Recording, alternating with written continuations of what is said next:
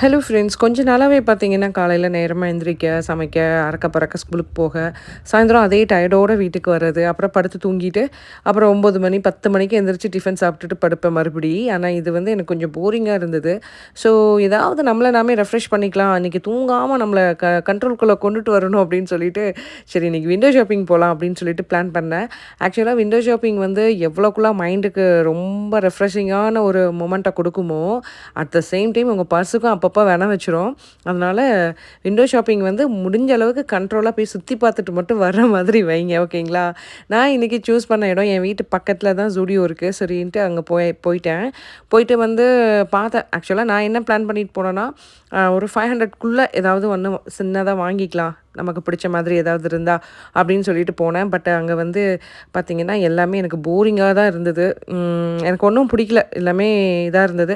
காச கரியாக்கணும்னா வேணா வாங்கிக்கலாம்.